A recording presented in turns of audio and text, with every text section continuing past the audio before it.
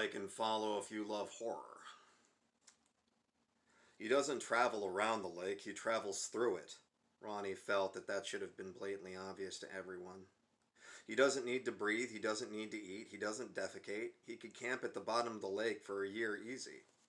Miranda nodded. Just sit down there until you need fuel, surface long enough to get it, then pop back down for another year. If he hadn't gotten sloppy, we could have spent the whole damn year dragging the lake and never found him. She straightened up. That's unacceptable. We've been hand-delivered an opportunity to catch this one. We're not going to waste it. So, we know where the bastard's hiding. How is he choosing his victims? What do we know about the last victims? Diana ignored the idea of a man napping at the bottom of the lake for a year and latched onto the first thing that made sense to her. Seems random to me, Ronnie sighed, rubbing his face. Every race, religion, or nationality known to man over the past 8 years, Joe Jack shrugged. No, there's a pattern. Diana wouldn't accept their pessimism. He kills with extreme malice. There's deep hatred in his act. He treats his victims with disrespect, even after they're dead. He enjoys this. There must be a reason behind who he's choosing. Come on, people.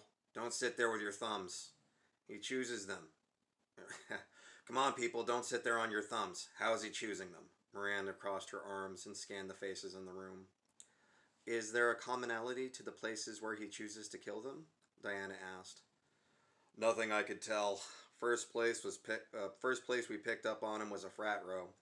The next place was on the beach. Place after that was the first time he killed at a camp.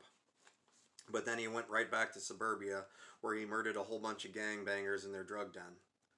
Diana thought about it. Different regions, different kinds of social background. It seemed just as random as the Vicks. Maybe if I understood more about Frankenstein's. Diana shook her head. Ronnie, get her to the library. Joe Jack, you're with me. I need you to identify the alchemical agents if we find them, Miranda dictated. She looked around at the agents who were seemingly motionless. They don't pay us by the hour, you lazy sacks. Get moving. The group scrambled. Miranda and Joe Jack didn't receive as much resistance from the county morgue. The local authorities were more than happy to hand the case off to someone else, seemingly to avoid complicated paperwork. The coroner probably had lots of questions he'd like to avoid. He was undoubtedly a person who saw the devil in the details, but evaded speculation at all possibility. His report on the bodies included such dry features as measurements and equations, the size of the handprints, and the force necessary to commit each murder, but nothing about the inhuman nature of these details. The coroner either didn't care or didn't want to think about it. Any guess as to what caused the blunt force trauma to the back of his head? Miranda asked the coroner as they pulled the Vic's body out of cold locker. Well, I've seen a lot of wounds in my life. From the webbing pattern in the break and the general shape of the wound, I'd almost be convinced someone did this with their damn fist. However, the pounds per square inch required to pulverize pieces of bone from one of the hardest parts of the skull suggests something that would have provided dynamic kinetic striking force, like a sledgehammer, only swung by a damn grizzly bear. There was an uncomfortable pause as he uncovered the corpse. The coroner rolled the gurney over to the examining table and, with the help of Miranda and Joe Jack, flipped the corpse face downward on the table. The head was shaved and the broken pieces of skull were collected and set out in connecting patterns. The back of the head was practically gone, and the brain inside had already been removed. The coroner retrieved the brain from its specimen case and set it next to the collection of bone fragments. Some of it was smushed to the consistency of pudding. The pieces of brain still intact were sundered and gnarled.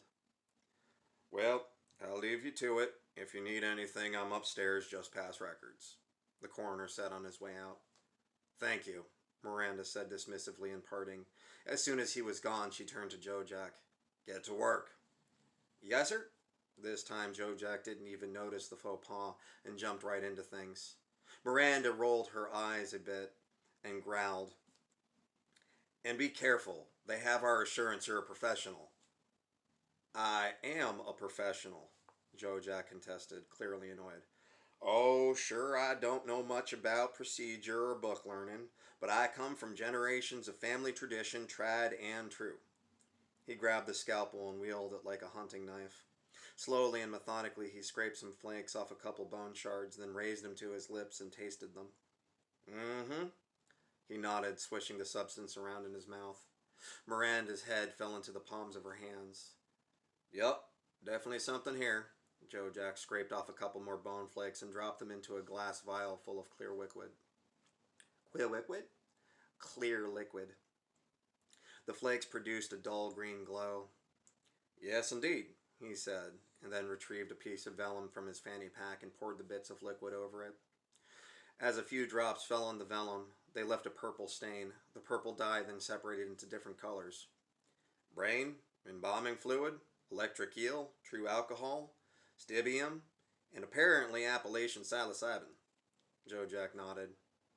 Did you have to put it in your mouth? Miranda asked, clearly exasperated. How else would I know it was on there?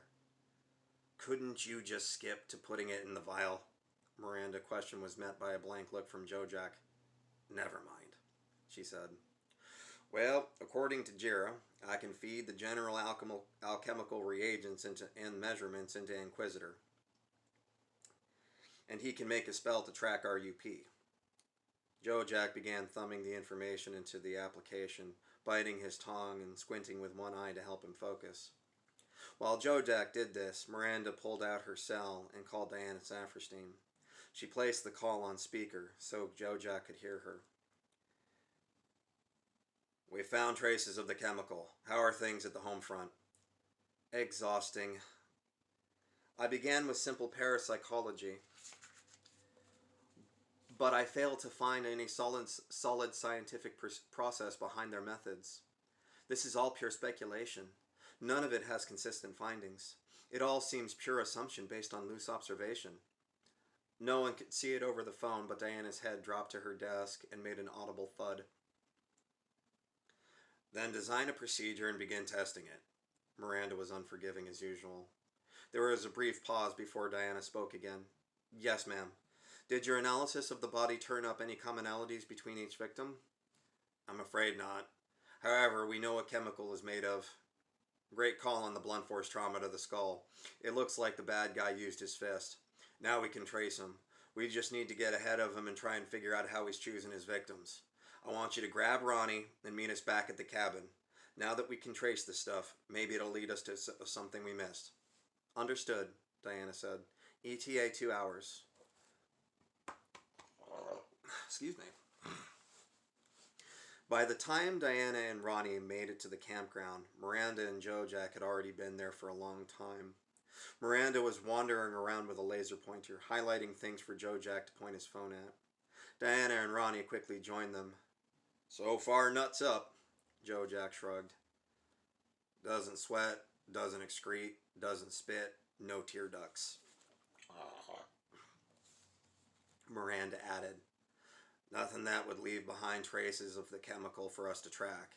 If we can get close enough to him, he'll glow bright green, but until then, we need something that like that Vic's skull. All right, let's think about it. When he might have crushed the man's skull, Diana said aloud to no one in particular. Right, we know he tore a knuckle enough to bleed some of the chemical, but was it before or after he killed everyone else? Ronnie asked. Well, according to the coroner, based on the likely time of death, the two at the beach were the first. Joe Jack shoved his hands into his pockets and teetered on his heels. Right, two individuals down by the water. The UP emerges, kills the man, and drowns the woman. Diana tried to use the UP's lingo to normalize it in her head. To the beach, Miranda said. Joe Jack, keep scanning with Inquisitor along the way. Maybe we'll pick something up on the footpath. The four agents traveled to the rocky beachfront and fanned out, each with their phone. Nothing shown on Inquisitor scans. Maybe it'll help if we imagine why he'd be down here to begin with. Oh, I suspect a little quiet time for some good old country lovin', Joe Jack responded with a chuckle. Focus, Ronnie said, sweeping his phone left and right.